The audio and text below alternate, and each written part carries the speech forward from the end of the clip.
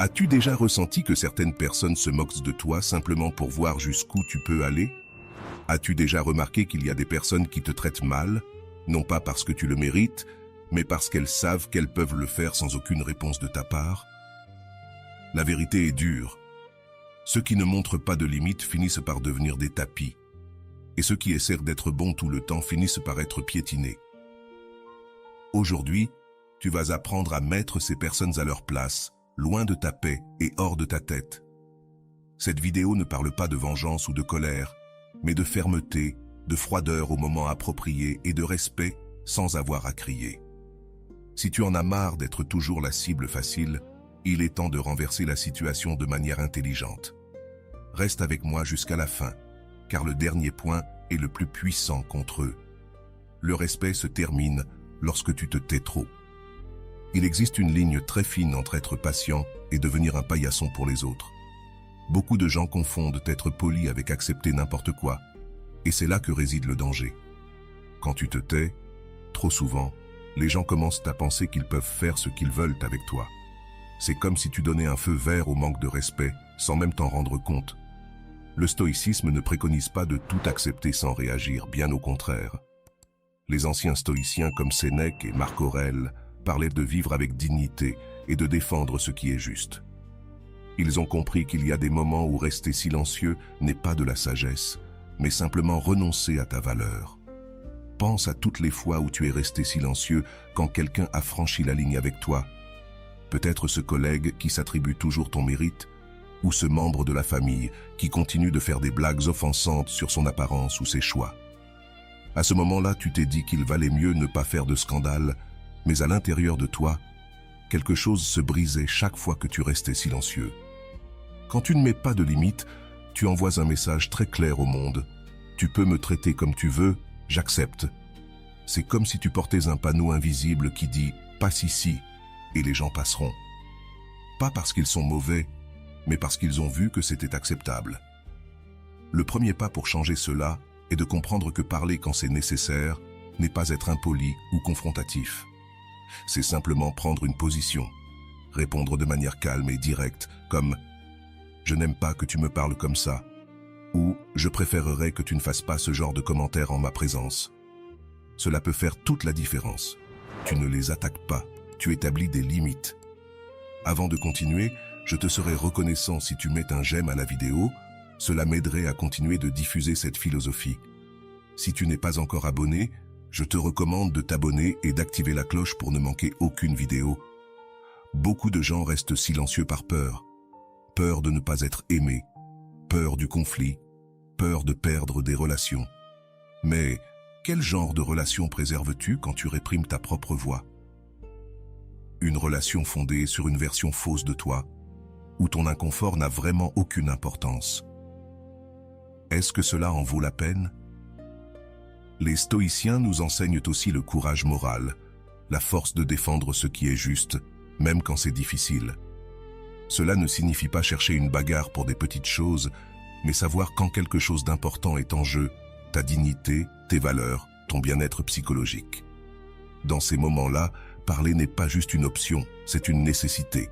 Certaines personnes restent silencieuses, pensant qu'elles évitent les problèmes, sans se rendre compte qu'elles ne font que reporter et aggraver le problème. C'est comme une cocotte minute. Plus tu ingères, plus la pression s'accumule. Et un jour, pour une petite chose, tu exploses de manière démesurée. Alors, on a l'impression que c'est toi le problème. Alors qu'en réalité, tu as juste atteint ta limite après beaucoup d'abus. Une autre erreur commune est de penser que les gens remarqueront ton malaise sans que tu dises quoi que ce soit. Si je reste silencieux, ils comprendront que cela ne me plaît pas. Cela fonctionne rarement ainsi. La plupart des gens sont tellement centrés sur eux-mêmes qu'ils ne captent pas ces nuances. Si tu ne verbalises pas, ils supposeront que tout va bien. Parler ne signifie pas être agressif. La voix la plus puissante est souvent la plus calme, celle qui n'a pas besoin de crier pour être respectée. Il est possible d'être ferme et gentil en même temps. Je comprends ton point de vue, mais je ne suis pas d'accord avec la façon dont tu me parles. Est très différent de répondre de la même manière quand quelqu'un est grossier.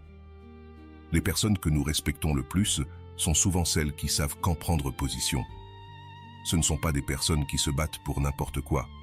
mais elles ne sont pas non plus de celles qui acceptent de rester en arrière. Elles ont cette dignité qui inspire naturellement le respect. Pour ceux qui ont toujours eu des difficultés à s'affirmer, commencer peut sembler décourageant. Commence par des situations moins menaçantes, peut-être avec des personnes que tu sais qui ne réagiront pas trop mal. Pratique des phrases simples comme « cela m'a dérangé » ou « je préférerais que tu ne fasses pas cela ». Petit à petit, tu gagneras confiance pour faire face à des situations plus difficiles. Souviens-toi que le respect est une voie à double sens. Tu mérites le même respect que celui que tu donnes aux autres, et une partie de te respecter soi-même, c'est de ne pas permettre que certaines lignes soient franchies avec toi. Quand tu te positionnes correctement, tu n'enseignes pas seulement aux autres comment te traiter, mais tu t'affirmes aussi toi-même en prouvant que tu as de la valeur. Mettre les gens à leur place commence par te mettre à ta propre place, celle de quelqu'un qui mérite d'être traité avec dignité. Le silence a sa valeur et son moment, mais quand il devient une norme face au manque de respect, il cesse d'être une vertu et devient une complicité avec ta propre dégradation. As-tu déjà remarqué comment certaines personnes semblent expertes pour appuyer sur tes boutons émotionnels? Cette provocation qui semble faite sur mesure pour te sortir de tes gonds. Ce commentaire qui réussit toujours à te faire bouillir. Cette attitude qui invariablement te laisse les pieds sur terre. Ce n'est pas une coïncidence. C'est exactement ce qu'elles veulent. Ta réaction forte et incontrôlable. Les personnes qui aiment faire des blagues sont comme des pêcheurs expérimentés. Elles lancent l'appât et attendent que tu manges. L'appât peut être un commentaire sur leur apparence, une critique de leur travail, une allusion à leur vie personnelle, ou tout ce qu'elles ont trouvé qui pourrait te toucher. Et quand tu réagis, que ce soit en criant, en pleurant ou en te défendant désespérément, elles ressentent cette satisfaction d'avoir obtenu ce qu'elles voulaient. C'est comme un jeu pour elles, un jeu dans lequel tu perds deux fois.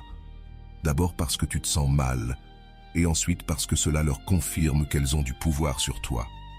À chaque fois que tu leur donnes la réaction qu'elles attendent, tu leur dis essentiellement « Oui, tu peux contrôler comment je me sens, tu as ce pouvoir sur moi. » Le stoïcisme nous enseigne une leçon précieuse ici. Le véritable pouvoir ne réside pas dans le contrôle des autres, mais dans le contrôle de soi-même. Épictète, l'un des grands philosophes stoïciens, disait que nous ne pouvons pas contrôler ce qui nous arrive, mais nous pouvons contrôler comment nous réagissons à ce qui nous arrive. Et c'est cette réponse, ou son absence, qui détermine qui est réellement aux commandes. Quand quelqu'un essaie de se moquer de toi et que tu ne donnes pas la réaction qu'il attendait, c'est comme si tu brisais le script qu'il avait écrit dans sa tête. C'est déconcertant pour ceux qui provoquent. C'est comme si un acteur principal changeait soudainement toutes ses répliques au milieu de la pièce. Les autres acteurs sont perdus, ne sachant pas comment continuer. Une tactique puissante est d'observer le modèle. Les personnes qui se moquent utilisent souvent les mêmes stratégies encore et encore, parce qu'elles ont fonctionné par le passé. La dernière fois, elles ont parlé de leur divorce, et elles ont presque pleuré. Quand elles mentionnent qu'elles ont pris du poids, elles deviennent rouges de colère. Si tu reconnais le modèle, tu peux te préparer, comme un combattant qui connaît déjà les mouvements de son adversaire. Tu ne seras pas pris au dépourvu. Il vaut la peine de se demander pourquoi certaines personnes ont ce besoin de provoquer. Souvent, cela vient du fait qu'elles se sentent petites, incertaines ou inadaptées. Rabaisser les autres crée une illusion temporaire de supériorité. Comprendre cela ne justifie pas leur comportement, mais cela peut t'aider à ne pas le prendre de manière personnelle. Le problème vient d'eux, pas de toi. La meilleure défense contre la provocation est de développer ce que les stoïciens appellent une forteresse intérieure. Ce centre tranquille à l'intérieur de toi qui n'est pas facilement secoué par des paroles ou des actions extérieures. Pense à cela comme à un château avec de lourdes murailles. C'est toi qui décides qui et quoi peut entrer. Les paroles d'un provocateur sont comme des flèches qui frappent tes murs, mais elles ne peuvent pas pénétrer, à moins que tu n'ouvres les portes. Cela ne signifie pas être complètement indifférent ou ne rien ressentir. Les sentiments sont naturels. La croyance réside dans le fait de ne pas permettre à ces sentiments de te pousser à réagir de manière automatique et nuisible. Tu peux sentir la colère monter, la reconnaître, et pourtant choisir une autre réponse, ou choisir de ne pas répondre. Une technique pratique est ce que les psychologues appellent la distanciation psychologique. Lorsque quelqu'un se moque de toi, imagine que tu observes la scène de loin, comme si c'était un film sur une autre personne. Ou imagine comment tu raconterais cette situation à un ami dans une semaine. Cette petite distance mentale peut faire toute la différence dans ta réaction. Une autre approche efficace consiste à répondre avec une curiosité authentique plutôt qu'avec défensive. Si quelqu'un fait un commentaire pour te provoquer, au lieu de riposter, tu peux demander calmement « C'est intéressant que tu dises cela. Qu'est-ce qui te fait penser ainsi ? Ou pourquoi crois-tu que cela serait important pour moi ?» Cela désarme souvent le provocateur qui s'attend à du drame et du conflit, pas à une conversation rationnelle. Avec le temps, les personnes qui cherchent des réactions fortes finissent par perdre de l'intérêt pour ceux qui ne réagissent pas comme elles l'attendaient. C'est comme un tyran qui abandonne lorsqu'il voit que ses moqueries n'affectent plus la victime. Ils veulent du drame, du conflit, du pouvoir. Lorsqu'ils ne l'obtiennent pas, ils cherchent naturellement une autre cible. Rappelle-toi toujours, chaque fois que tu ne donnes pas la réaction que le provocateur attend, non seulement tu le désarmes, mais tu renforces aussi ton propre autocontrôle. Tu entraînes ton cerveau pour répondre de manière plus calme et consciente dans des situations stressantes. C'est un muscle qui se développe avec la pratique. Mettre ces personnes à leur place ne signifie pas créer un spectacle de cris ou gagner une discussion, mais prouver, par ton calme et ton contrôle, que leur technique de manipulation émotionnelle ne fonctionne plus avec toi. Et il n'y a rien de plus frustrant pour un manipulateur que de se rendre compte qu'il a perdu son principal outil de contrôle. Ta réaction. Couper la portée émotionnelle de ceux qui te provoquent. Tu connais cette sensation de ne pas pouvoir arrêter de penser à ce que quelqu'un t'a dit ? On dirait que leurs paroles résonnent dans ta tête comme une chanson qui ne part pas. La personne t'a parlé le matin, mais il est déjà soir, et tu es encore en train de réfléchir, d'imaginer des réponses, sentant une pression dans ton estomac. Cela se produit parce que, sans le vouloir, tu lui as donné une grande portée émotionnelle dans ta vie. La portée émotionnelle est comme une télécommande que tu remets aux autres. Plus tu donnes de contrôle, plus ils peuvent t'affecter. Certaines personnes ont un contrôle qui fonctionne à des kilomètres de distance. Elles n'ont même pas besoin d'être présentes pour perturber ta paix. Il suffit que tu les rappelles à ton esprit ou que tu te souviennes de ce qu'elles ont dit et ta journée est ruinée. Les stoïciens savaient que ce genre de pouvoir que nous donnons aux autres est un choix, même s'il est inconscient. Marc Aurèle disait quelque chose comme « Tu as du pouvoir sur ton esprit, pas sur les événements extérieurs.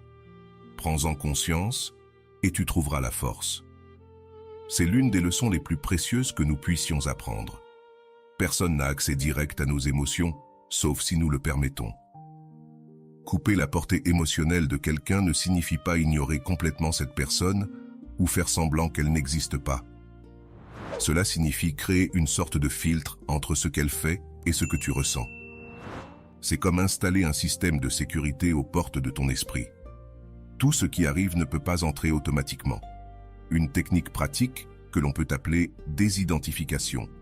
Quand quelqu'un fait un commentaire négatif sur toi, au lieu de penser « il m'a traité d'incompétent », essaie de reformuler cela comme « il a exprimé une opinion sur ma compétence ». Tu vois la différence ? Dans le premier cas, tu acceptes le jugement comme une vérité sur toi-même. Dans le second, tu le vois comme une simple opinion extérieure qui peut ou non avoir un fondement. Trop souvent, nous donnons trop de portée émotionnelle à des personnes que nous connaissons à peine. Ce commentaire négatif d'un collègue avec qui tu parles à peine, la critique d'un parent éloigné que tu vois une fois par an, l'opinion de quelqu'un sur les réseaux sociaux qui ne connaît même pas ton nom complet. Pourquoi laisser ces personnes occuper tant de place dans ta tête ? Une question puissante à se poser lorsque quelqu'un t'affecte trop est « Cette personne a-t-elle gagné le droit d'avoir un tel impact sur ma vie ?» Les personnes qui t'aiment, te respectent et te veulent du bien méritent d'être écoutées, même lorsqu'elles disent des choses difficiles. Mais lorsque quelqu'un te rabaisse constamment ou se moque de toi, il ne mérite probablement pas ce privilège. La portée émotionnelle concerne aussi le temps que tu donnes à certaines pensées. Lorsque quelqu'un se moque de toi, il est normal que l'impulsion première soit la colère ou la douleur. Mais tu peux choisir de ne pas nourrir ces sentiments. Comme le dit le proverbe, Tu ne peux pas empêcher les oiseaux de voler au-dessus de ta tête, mais tu peux empêcher qu'ils n'y nichent. Les pensées arrivent, mais elles ne doivent pas rester. Une pratique efficace est de fixer un temps limité pour réfléchir aux provocations. Dis-toi, je vais me permettre 5 minutes pour être en colère à ce sujet, puis je vais passer à autre chose. Mets une alarme si nécessaire. Lorsque le temps est écoulé, change consciemment de focus en te dirigeant vers quelque chose de productif ou de agréable. Au début, cela peut sembler artificiel, mais avec le temps, cela deviendra naturel. Un autre aspect important est de ne pas partager les moqueries que tu as reçues avec tout le monde. Lorsque quelqu'un t'offense et que tu en parles à 10 personnes différentes, c'est comme donner à l'offense 10 vies nouvelles à chaque fois que tu répètes ce qui s'est passé. Tu revivras les émotions négatives. Si tu ressens le besoin de te défouler, choisis 1 ou 2 personnes en qui tu as confiance. Partage-le une fois et essaie de mettre un terme à cela. Les réseaux sociaux méritent une attention particulière en ce qui concerne la portée émotionnelle. Si tu remarques que certaines personnes en ligne réussissent toujours à te déprimer, il est temps d'utiliser les ressources technologiques à ton avantage. Mute, désabonne-toi. Imiter ces interactions n'est pas de la lâcheté, c'est un soin de soi intelligent. Comme dirait un stoïcien moderne, pourquoi garder les portes de ton esprit ouvertes à ceux qui n'apportent que des ordures? Rappelle-toi aussi que beaucoup de moqueries ne parlent pas vraiment de toi. Les personnes qui se moquent toujours des autres projettent souvent leurs propres insécurités et frustrations. Lorsque tu comprendras cela, tu pourras regarder la provocation avec une distance émotionnelle. Cette personne doit être en train de lutter contre ses propres démons pour avoir besoin de me parler ainsi. Couper la portée émotionnelle est une compétence qui se développe avec la pratique. Parfois, tu échoueras, tu accordes trop d'importance à ceux qui ne la méritent pas, tu réfléchiras à des mots que tu devrais laisser partir, et c'est bien. L'important est de réaliser quand cela se produit et de ramener doucement ton attention à ce qui compte vraiment dans ta vie. Avec le temps, tu remarqueras un changement incroyable. Les personnes qui pouvaient jadis ruiner ta journée avec une simple phrase perdront ce pouvoir. C'est comme si la batterie de la télécommande se déchargeait. Elles peuvent encore appuyer sur les boutons, mais cela ne fait rien. Et il n'y a pas de sentiment plus libérateur que celui-là. Ne sois pas permissif, exige des limites. Il y a une grande différence entre être une personne calme et être une personne permissive. Être calme signifie que tu choisis tes moments avec sagesse, que tu ne te laisses pas stresser par n'importe quoi. Être permissif, c'est accepter tout, même ce qui te fait mal ou te diminue. Beaucoup de gens confondent ces deux concepts. La permissivité envoie un message silencieux au monde. Tu peux faire avec moi ce que tu veux. C'est comme laisser la porte ouverte dans un quartier dangereux et espérer que personne ne va entrer. Cela ne fonctionne pas ainsi. Les personnes qui franchissent les limites sont comme l'eau. Elles cherchent toujours le chemin de la moindre résistance. Si tu es la personne qui résiste le moins, c'est là que tout le monde ira. Les stoïciens avaient un mot important dans leur vocabulaire, dignité. Pour eux, vivre dignement signifiait être fidèle à ses propres valeurs, ne pas se rabaisser, ne pas accepter d'être traité comme moins que soi. Cela n'a rien à voir avec l'orgueil ou la vanité, cela a à voir avec le respect de soi-même. Exiger des limites ne signifie pas devenir une personne agressive ou conflictuelle. En fait, les limites les plus efficaces sont souvent communiquées avec calme et fermeté. Dire « je n'accepte pas qu'on me traite ainsi » d'une voix calme et décidée a beaucoup plus d'impact que des cris ou des menaces. La véritable autorité n'a pas besoin de faire du bruit pour être reconnue. Une erreur courante est de penser que poser des limites fera que les gens t'aimeront moins. En réalité, c'est exactement le contraire. Les personnes qui établissent des limites claires sont souvent plus respectées. Pense aux personnes que tu admires le plus. Elles sont probablement celles qui n'acceptent pas n'importe quoi et qui ont des principes clairs sur la manière dont elles doivent être traitées. Pourquoi tant de personnes ont-elles des difficultés à poser des limites? C'est souvent par peur. Peur du rejet, peur du conflit, peur de perdre des relations. Mais quel type de relation perds-tu quand tu demandes simplement à être traité avec respect? Une relation qui dépend de ta dégradation, vaut-elle vraiment la peine d'être conservée? Une question importante à se poser est: quel est le coût de ta permissivité? Lorsque tu laisses quelqu'un franchir tes limites encore et encore, tu n'affectes pas seulement cette relation en particulier, tu t'envoies aussi un message à toi-même. Tes besoins et tes sentiments ne sont pas si importants. Cela érode peu à peu ton estime de toi, comme l'eau qui érode lentement une pierre. Beaucoup de personnes permissives ont été enseignées dès leur jeune âge qu'exprimer de l'inconfort ou du mécontentement était source de conflits ou de problèmes. Peut-être que tu as grandi en entendant des phrases comme « Cela n'a pas d'importance »,« Cela ne vaut pas la peine de se battre »,« C'est comme ça ». Ces messages t'ont peut-être convaincu que tout accepter est une vertu, alors qu'en réalité cela peut être autodestructeur. Poser des limites, c'est comme cultiver un jardin. Si tu ne mets pas de clôture, n'importe qui peut marcher sur tes fleurs. Si tu ne retires pas les mauvaises herbes, elles étouffent les plantes que tu as cultivées. Les limites saines ne sont pas des murs infranchissables qui t'isolent du monde. Ce sont des clôtures qui délimitent clairement où commence et où finit ton espace personnel. Une technique pratique pour commencer à poser des limites est d'utiliser des phrases à la première personne. Je me sens irrespecté lorsque tu te moques de mon travail. Je ne me sens pas à l'aise avec ce type de commentaire. Pour moi, il n'est pas acceptable qu'on me parle sur ce ton. Cela permet de communiquer tes limites sans accuser ou attaquer l'autre personne, ce qui réduit les risques de réaction défensive. Une autre approche efficace consiste à établir des conséquences claires et à t'y tenir. Si tu dis « la prochaine fois que cela arrive, je mettrai fin à la conversation » ou « si ce comportement continue, je devrais réévaluer notre relation », tu dois être prêt à aller jusqu'au bout. Les limites sans conséquence ne sont que des suggestions que les personnes manipulatrices adorent ignorer. Il est également important d'être précis concernant tes limites. Ne me traite pas mal est trop vague. Différentes personnes peuvent comprendre ce trouble de différentes manières.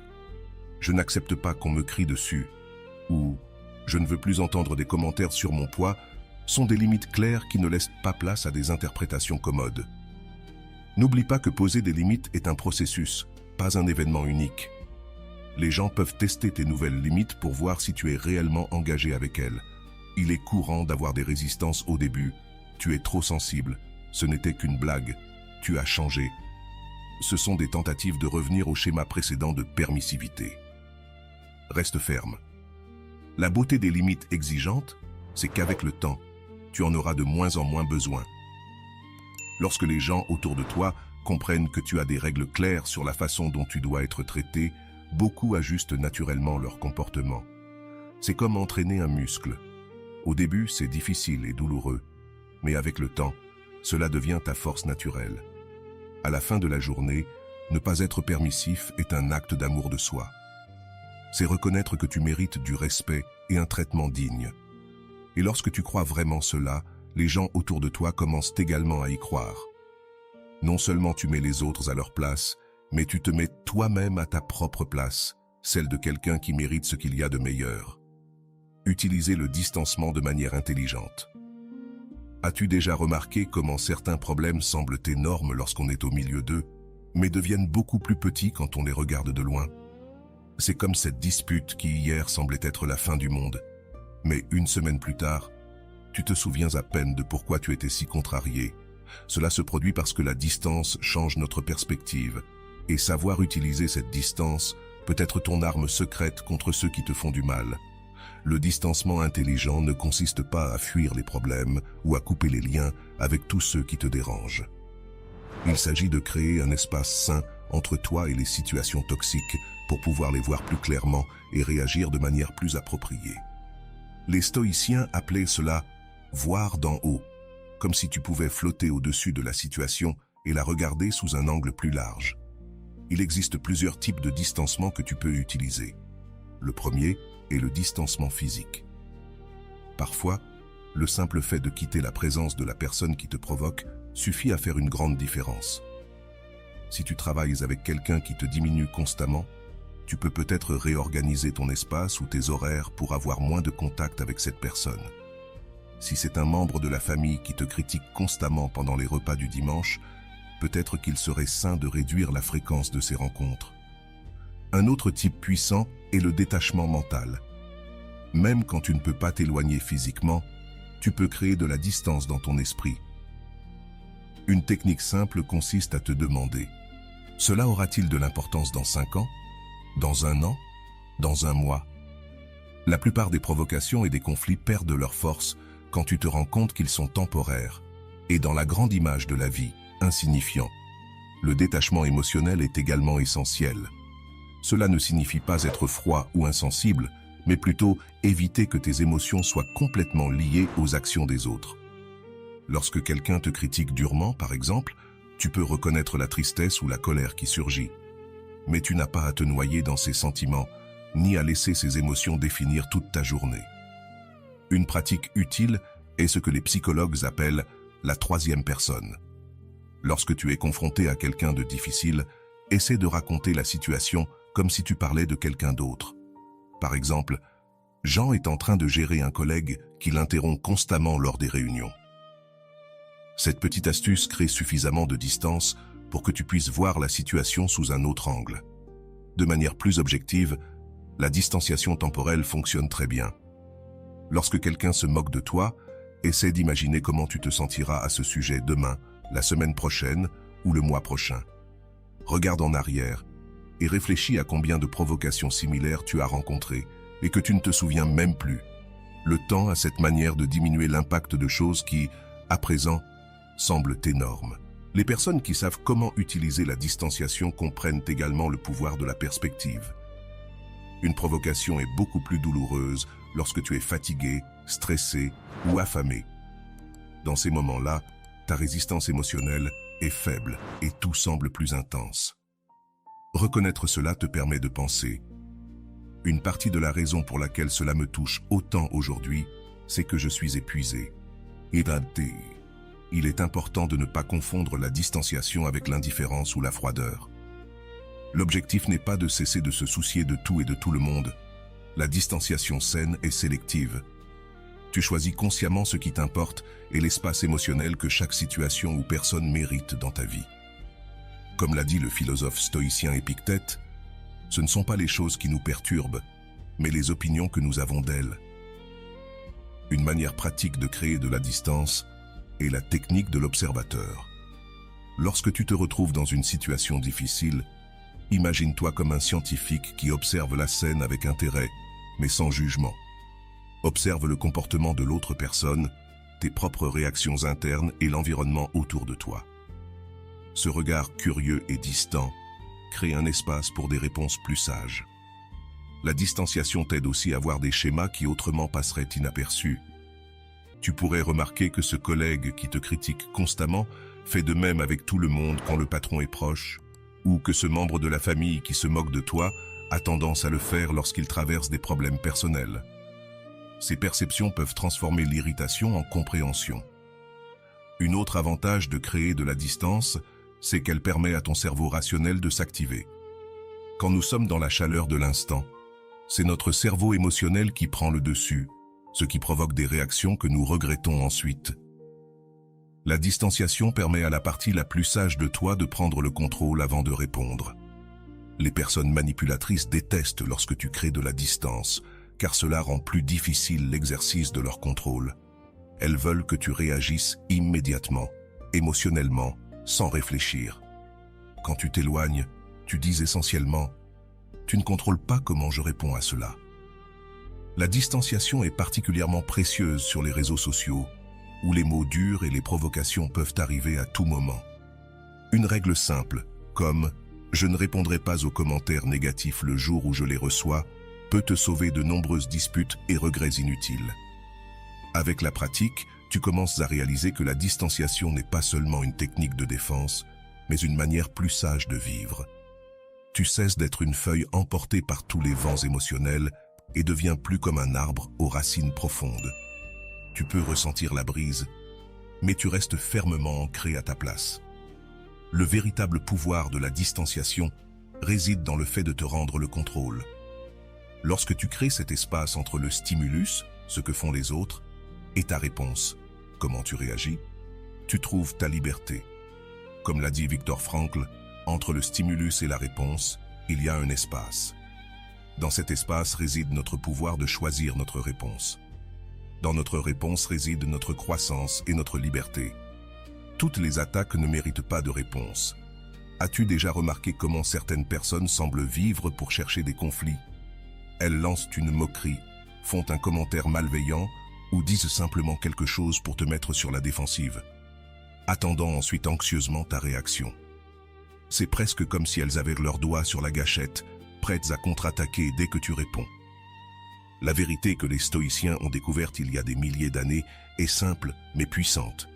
Toutes les provocations ne méritent pas une réponse. En fait, souvent, le silence est l'arme la plus puissante que tu aies. Ce n'est pas un hasard si l'on dit que l'indifférence est le plus grand mépris. Lorsque tu choisis de ne pas répondre à une attaque, tu envoies un message très clair. Cela n'est pas assez important pour mériter mon énergie. Pense aux moqueries comme un appât. Quelqu'un lance l'appât dans l'eau, espérant que tu mordes. Si tu mords, tu es poussé dans une direction que tu n'as pas choisie. La personne qui a provoqué contrôle la situation parce que tu as réagi exactement comme elle le voulait. Mais que se passe-t-il si tu observes simplement l'appât flottant, que tu le reconnais pour ce qu'il est et que tu t'éloignes en nageant? Tu conserves ta liberté et ton pouvoir. Une question puissante à te poser avant de répondre à une provocation est: quel est l'objectif de cette personne? En général, les attaquants veulent l'une de ces trois choses. Attention, validation ou contrôle. Ils veulent que tu perdes le contrôle pour confirmer une narration sur toi. Ils veulent de l'attention, même si elle est négative, ou ils veulent contrôler comment tu te sens et te comportes. Lorsque tu comprends cela, il devient plus facile de choisir de ne pas jouer à ce jeu. Les attaques révèlent souvent plus sur l'attaquant que sur toi. Lorsque quelqu'un critique constamment ton apparence, il peut être en train de projeter ses propres insécurités. Lorsque quelqu'un se moque de ton succès, il se peut qu'il soit en train de gérer son propre sentiment d'échec. Voir les attaques sous cette perspective t'aide à ne pas les prendre personnellement, même lorsqu'elles sont dirigées contre toi. Il y a une différence importante entre ignorer une attaque et l'absorber passivement. Ignorer consciemment est un choix actif. Tu vois l'attaque, tu la reconnais pour ce qu'elle est, et tu choisis qu'elle ne mérite aucune réponse. C'est différent de simplement avaler l'offense et de laisser cela te faire du mal intérieurement, tout en souriant à l'extérieur. L'une est de la force, l'autre de la répression. Une technique pratique pour décider ce qui mérite une réponse est ce que nous pourrions appeler un filtre de pertinence. Demande-toi, cette personne est-elle importante dans ma vie? Cette opinion provient-elle de quelqu'un dont je valorise le jugement? Cette critique contient-elle quelque chose qui pourrait m'aider à grandir? Si la réponse est non à toutes ces questions, tu peux probablement la laisser sans réponse. Sur les réseaux sociaux, cette capacité devient encore plus précieuse. Les personnes qui n'auraient jamais le courage de t'attaquer en personne se sentent courageuses derrière un clavier. Répondre à chaque provocation en ligne n'est pas seulement épuisant, mais cela peut amplifier le problème en donnant plus de visibilité à ce qui t'a dérangé. Les algorithmes adorent le conflit, car ils génèrent de l'engagement. Ne nourrissez pas cette machine. Le silence stratégique te donne aussi du temps. Lorsque tu ne réponds pas immédiatement, tu crées un espace pour évaluer si cela vaut la peine de répondre plus tard, quand tu seras plus calme et que tu penseras plus clairement. Parfois, ce qui semblait être une attaque terrible sur le coup paraît bien moins important quelques heures après. D'autres fois, tu trouves une réponse beaucoup plus efficace que celle qui t'est venue à l'esprit initialement. Cependant, il y a des moments où il est nécessaire de répondre, surtout quand l'attaque implique des mensonges qui pourraient nuire à ta réputation, quand elle franchit des limites qui sont vraiment importantes pour toi ou lorsqu'elle devient un schéma persistant qu'il faut arrêter. Dans ces cas, répondre n'est pas réactif, c'est stratégique. Et même alors, tu peux choisir de répondre avec calme et objectivité, sans entrer dans le jeu émotionnel de l'autre. Une approche puissante, lorsque tu décides de répondre, est ce que nous pourrions appeler une réponse miroir. Plutôt que de contre-attaquer ou de te défendre, tu reflètes simplement le comportement de la personne. Tu as fait beaucoup de commentaires négatifs sur mon travail et j'aimerais comprendre pourquoi. Cela place la personne face à son propre comportement, sans que tu aies à te rabaisser à son niveau. Rappelle-toi que ne pas répondre à une provocation ne signifie pas être passif. Dans tous les aspects de la vie, Tu peux être assertif sur les choses importantes, et pourtant choisir de laisser passer des commentaires mesquins ou des tentatives de déstabilisation. Comme le dit le proverbe, sois sélectif dans tes batailles. Parfois, avoir la paix est mieux que d'avoir raison. Avec le temps, les personnes qui cherchent à provoquer se rendent compte que tu n'es pas une cible facile. Quand elles ne reçoivent pas la réaction qu'elles attendent, la plupart finissent par se décourager et cherchent un autre objectif. C'est comme un bully dans la cour de récréation qui perd de l'intérêt quand sa victime potentielle ne montre ni peur ni colère. À la fin de la journée, choisir de ne pas répondre aux attaques est un exercice de liberté. Tu déclares que personne ne peut t'obliger à réagir, que tes réponses sont des choix conscients et non des réflexes automatiques que d'autres peuvent manipuler. Comme dirait un stoïcien, tu as le pouvoir de décider ce qui mérite ton énergie. Utilise ce pouvoir avec sagesse. Le changement intérieur apporte un nouveau résultat. T'es-tu déjà arrêté pour réfléchir pourquoi certaines personnes semblent toujours attirer le même type de problème?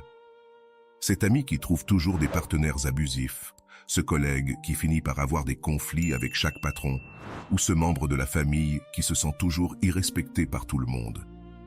Ce n'est ni une coïncidence, ni de la malchance. La vérité inconfortable, c'est que nous continuons à récolter les mêmes résultats tant que nous maintenons les mêmes standards internes. Le stoïcisme nous enseigne une leçon fondamentale. Nous ne pouvons pas contrôler le monde extérieur, mais nous avons un contrôle total sur notre monde intérieur. Et c'est précisément ce changement intérieur qui finit par transformer aussi notre réalité extérieure. C'est comme une danse. Quand tu changes tes pas, ton partenaire doit s'adapter, qu'il le veuille ou non. Pense aux relations comme à un système d'engrenage.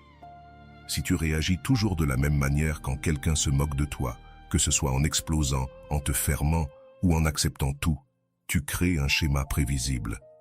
L'autre personne sait exactement à quoi s'attendre de ta part. C'est confortable pour elle, même si c'est douloureux pour toi.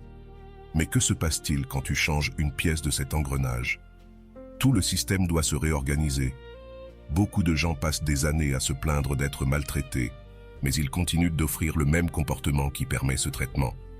C'est comme se plaindre qu'il pleuve à l'intérieur sans jamais réparer le trou dans le toit. La pluie ne s'arrêtera pas juste parce que tu te plains. Il faut boucher le trou. Un des changements internes les plus puissants que tu puisses faire est de revoir tes limites. Si, jusqu'à aujourd'hui, tu t'es laissé interrompre, qu'on te parle de façon moqueuse, qu'on ignore tes besoins, le changement commence lorsque tu décides intérieurement que cela n'est plus acceptable. Ce n'est pas une question de confronter les autres, c'est une question de confronter d'abord tes propres standards d'acceptation. Une autre transformation essentielle se produit dans ton auto-image. Souvent, nous acceptons le mauvais traitement parce qu'au fond, nous ne croyons pas mériter mieux. Qui suis-je pour exiger du respect? Pensons-nous, cette croyance est souvent tellement ancrée que nous ne nous rendons même pas compte qu'elle est là, qu'elle guide nos réactions. Changer la façon dont tu te perçois change aussi la façon dont les autres te voient. Les relations fonctionnent comme des miroirs.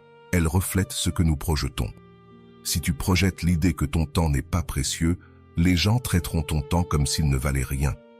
Si tu projettes que tes opinions sont superflues, personne ne prendra la peine de les écouter. Ce n'est pas de la magie, c'est simplement le fonctionnement des interactions humaines. Une pratique transformante est ce que l'on pourrait appeler un essai mental.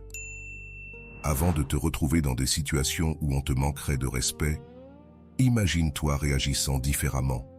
Visualise-toi calme, ferme, respectable. Ce type de préparation programme ton cerveau pour de nouvelles réponses, au lieu de tomber dans le mode automatique de vieilles réactions. Le changement intérieur implique aussi d'ajuster tes attentes. Si tu t'attends à ce que les gens te déçoivent, tu remarqueras probablement chaque petit défaut chez eux, en ignorant le reste. C'est comme porter des lunettes de soleil et se plaindre ensuite que tout semble sombre. Changer ce filtre intérieur peut révéler que certaines relations ne sont pas aussi toxiques qu'elles paraissaient. C'était la lentille qui déformait tout. Un des schémas les plus difficiles à reconnaître est notre propre addiction au drame. Oui, beaucoup de gens se plaignent du conflit, mais inconsciemment, ils le recherchent parce que l'adrénaline du drame est devenue familière, presque confortable. Il y a une étrange satisfaction à dire « Tu vois, je savais que cela allait arriver ». Reconnaître ce schéma est la première étape pour le briser. La façon dont tu te parles à toi-même façonne aussi tes relations. Si ton dialogue interne est rempli de « je ne pourrai jamais m'imposer, personne ne me respecte, je suis toujours la victime », ces messages finissent par devenir des prophéties auto-réalisatrices. Changer ce discours en « je suis en train d'apprendre à m'imposer, je mérite le respect et je le montre » transforme ta présence dans le monde. Une barrière importante au changement intérieur est la peur de l'inconnu. Lorsque tu changes, les personnes autour de toi sont obligées de s'adapter. Certaines n'aimeront pas cela et essayeront de te ramener à ton ancien rôle. Tu n'es pas pareil, diront-elles, comme si c'était une mauvaise chose. C'est tentant de revenir au schéma familier, même si cela est douloureux, juste pour restaurer la paix. Résister à cette pression est essentiel. Parfois, le changement intérieur le plus nécessaire est simplement d'accepter que certaines personnes ne te traiteront jamais bien, peu importe ce que tu fais. Pas parce que tu ne le mérites pas, mais parce qu'elles en sont incapables. Comme l'a dit le philosophe stoïcien Épictète, ceux qui exigent de l'admiration sont malades. Reconnaître cela te permet d'arrêter de frapper la même muraille en espérant qu'elle devienne une porte. Les stoïciens ont aussi souligné l'importance de la pratique constante. Changer les schémas internes ne se fait pas du jour au lendemain. C'est comme apprendre une nouvelle langue ou un nouvel instrument. Au début, c'est inconfortable. Tu fais des erreurs, tu retombes dans les vieux habits. Mais avec persévérance, le nouveau schéma devient aussi naturel que l'était le précédent. Un signe que ton changement intérieur fonctionne est lorsque les moqueries qui autrefois te déstabilisaient commencent à te paraître infantiles ou sans sens. C'est comme regarder un film d'horreur qui te terrifiait quand tu étais enfant et réaliser que les effets spéciaux sont évidents et amateurs.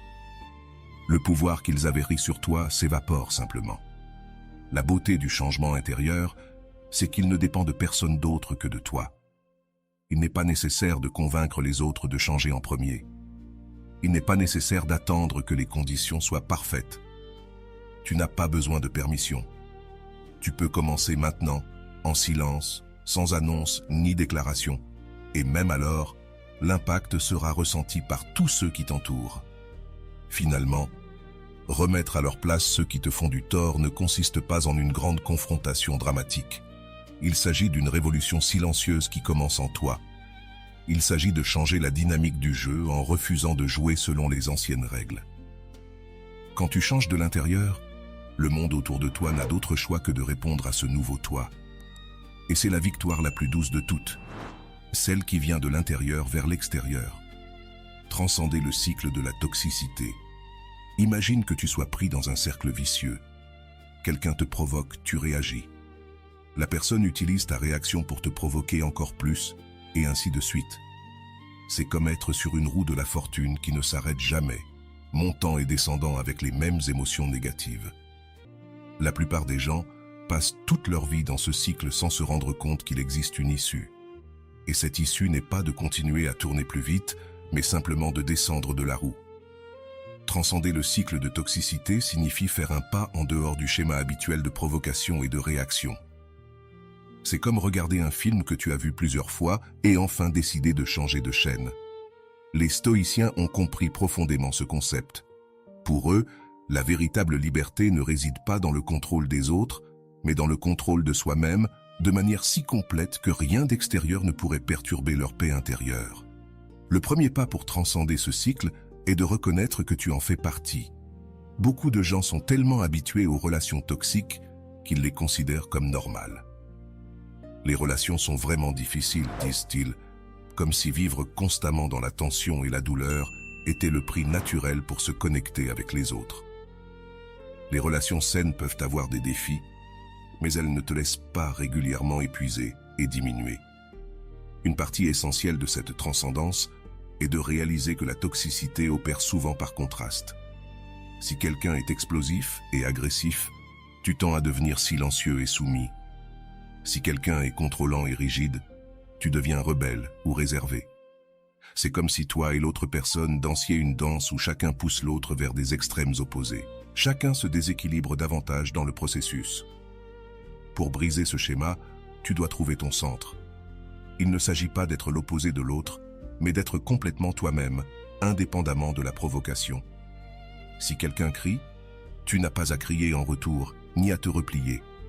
Tu peux simplement rester centré sur ta propre dignité, répondant d'une manière qui reflète tes valeurs, pas l'énergie de l'autre personne. Une technique puissante pour transcender le cycle est ce que l'on pourrait appeler la réponse non complémentaire. Si quelqu'un s'attend à ce que tu te défendes frénétiquement, réponds calmement et avec curiosité.